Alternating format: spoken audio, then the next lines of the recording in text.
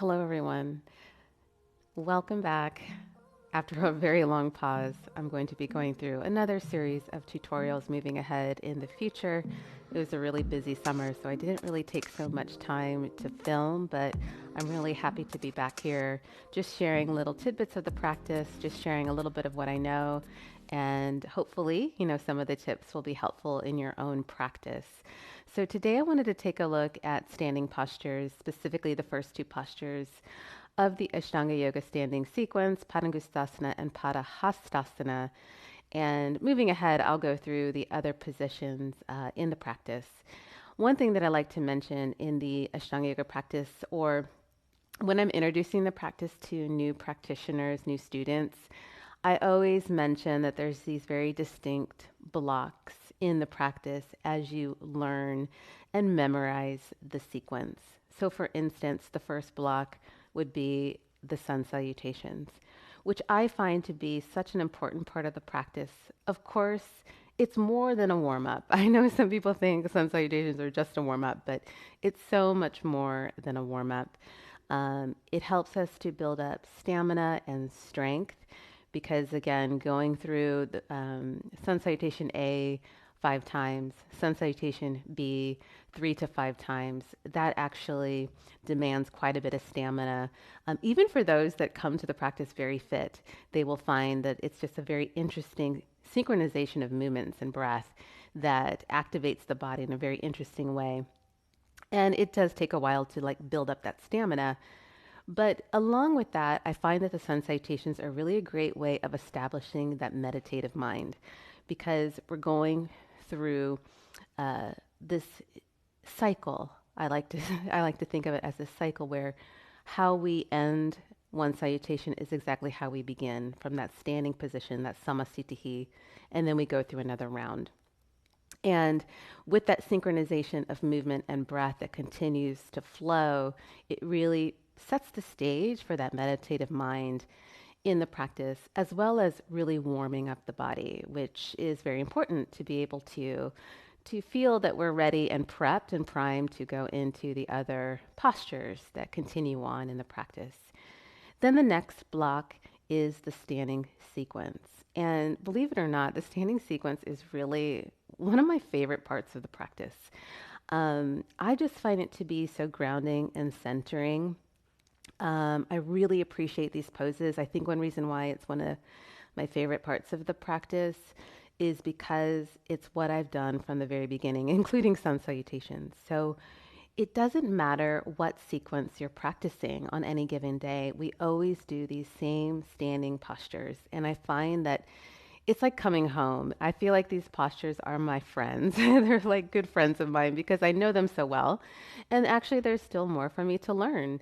And that's what you start to realize is that through the repetition of practice, we continuously find depth. We find more depth inside the pose. Um, Potentially something that we've done hundreds, possibly thousands of times. And I find that to be really interesting. That's where the maturing process happens, where we're no longer bored to do something thousands of times. We actually find this sense of presence, the sense of inner stillness. We really start to connect more and more deeply every day we do these poses, even though we've done them many, many times prior. And that is something that I find that brings such enrichment to the practice. And it's something that I challenge all of you to really think about. Do your best not to just go through the motions. Try your best not to just get through it. For me, I would rather do a shorter practice, less postures with greater depth and stability and really dissolving in the poses than to do maybe a full practice, maybe a full sequence, and just try to get through it and just skim through the poses. Um, it's something that I've always kind of connected to through the journey of my own practice. I've always gone for depth. I really appreciate quality over quantity. Some people think that more is always better, but sometimes I feel just like immersing myself more deeply into what I'm doing is even more important and gives more longevity in the practice. So just some things to chew on, some things to think about. again, for the poses for today, we're going to look at Padangustasana and Padahastasana. So we're doing a standing forward bend. And so, just some tips I'm going to provide when approaching these two poses that really commence the standing sequence. So, for instance, one thing that we're introduced to here is that middle finger and index finger grip of the big toes when we do Padangustasana. And this is something that keeps coming up in the practice, this grip of the middle and index finger wrapping around the big toe. And so whenever we do this, one thing to keep in mind is that you want to have a nice firm grip. Of course, it doesn't have to be aggressive or anything, but a nice firm grip, and to actually seal that grip with your thumb. Because again, there's a cycle of energy that we want to complete even in the grip. And believe it or not, little things really matter in the practice. At least that's what I have learned and have experienced. So as I give a nice firm grip and I seal with my thumb with around the big toes, I also want to ground the big toes too. So there's like these two opposing forces coming. So if this is my toe, the toe is pressing down into the fingers and the fingers are kind of pulling. And so with that nice opposing force that we feel with the grounding of the big toe and also that pulling of the fingers, we then have the ability to create a bit of dynamic energy to course up through the arms and give space in the shoulder area. So we want the shoulders to move away from the ears. We want the neck to elongate, and we want to allow the head to feel as if it's a weight to help to establish this elongation of the neck. And then through that, of course, nice, solid, activated legs as we ground down into the feet to allow the torso, the upper body to pour over the legs and to elongate through that firm energy, that firm grounded energy through the legs. And I find that in the practice, I'm sure all of you have experienced this yourself, that there's always this work of uniting the sense of masculine dynamic energy with this feminine releasing energy. And I really love to play with both of those energies to find that balance in the practice, which again, going into the energetic aspect of the practice, it's really, once again, going to be about depth. It's going to be about really immersing yourself into these poses, to look at them with new eyes, even though you've done them maybe hundreds of times, thousands of times, who knows? Maybe some of you out there have done them millions of times. So I'm going to go ahead and go back to my mat. I'll start in Samasthiti and then just proceed to explain a few things with Padangustasana, and then, of course, going into Padahastasana as well. So whenever we finish our last Surya Namaskara B, we then begin our standing sequence.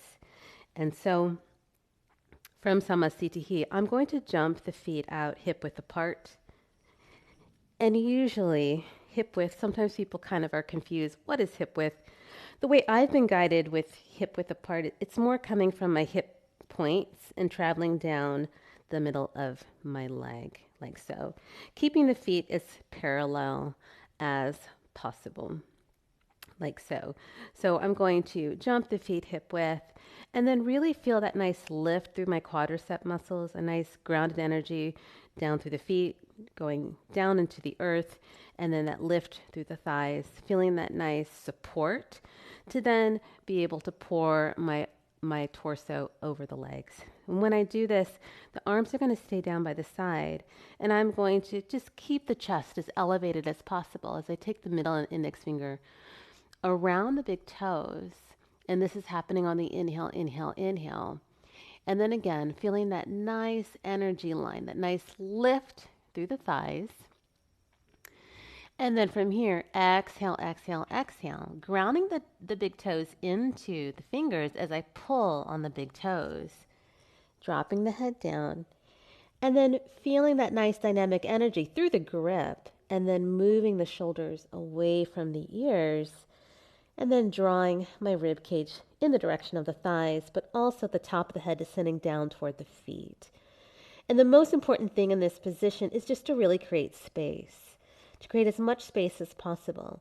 You don't necessarily have to be going in as deep like this.